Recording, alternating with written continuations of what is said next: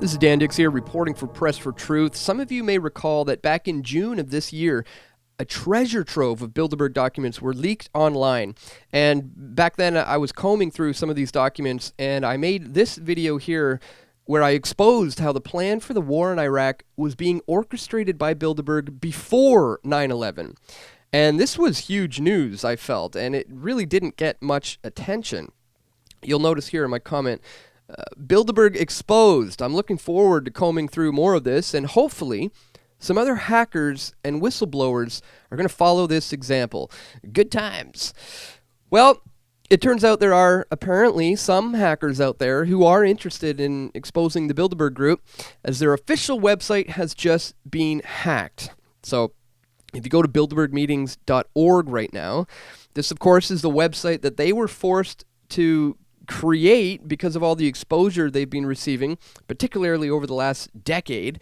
So this is just their lame attempt at transparency, but it's obviously just a facade so they can hide in plain sight.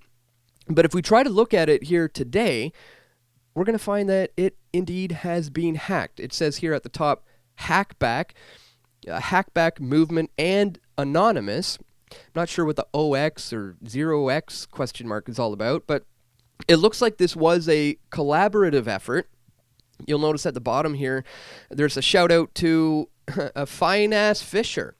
Cheers to fine-ass Fisher. You're one of the greatest human alive. Notice the grammatical error here as well. In fact, there's quite a few of these all throughout this message, which brings into question the potential nationality of this alleged hacker as well.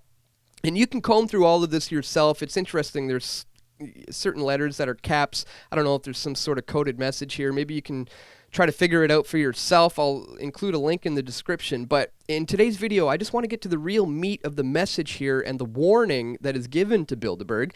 They say here, "Dear Bilderberg members, from now, each one of you have 1 year to truly work in favor of humans and not your private interests. Each topic you discuss or work you achieve through your Uber private meetings should from now benefit world population and not X or Y group of people. Otherwise, we will find you and we will hack you. Mind the current situation. We control your expensive connected cars. We control your connected house security devices. We control your daughter laptop. We control your wife's mobile. We tape your secret meetings. We read your emails. We control your favorite escort girl smartwatch. We are inside your beloved banks and we are reading your assets. You won't be safe anywhere near electricity anymore. We will watch you from now on. You got to work for us, humanity, the people." So, interesting to say the least, and quite an interesting ultimatum they've given here. I'm not exactly sure why they would offer this group 1 whole year to get their act together. There's an awful lot of bad things that can happen in a very short period of time. And I think the Bilderberg group right now is absolutely scrambling to remain as secretive as they possibly can at this point. Just at last year's meeting, I confronted a number of attendees, like here, steering committee member and billionaire banker Jacob Wallenberg. We also got David Petraeus, who literally ran away from our questions as soon as we started trying to talk to them. And then just like that, the police were all over me. In this video here, Lauren Southern of the Rebel Media and myself were being harassed by the German police. They told me that the police have been specifically instructed to stop me personally and demand my ID each and every single time they see me, and they even threatened to sue me if I didn't take down this particular video or blur out their faces. And get this, I wasn't going to be being sued by the police, I was going to be sued by this guy as a private citizen and not as a public servant, even though he's in uniform. So long story short, in the interest of both keeping this video online and also not getting sued by this guy, I did blur out their faces here. So I was totally marked by the German police just for trying to cover the Bilderberg meetings, and I was even threatened with arrest. They told me if I showed up again, I'd be arrested. Of course, we went back anyways, multiple times, as I showed once in this video here. We stood up to the German police and won. In fact, I actually ended up getting detained 8 times over a period of about 24 hours.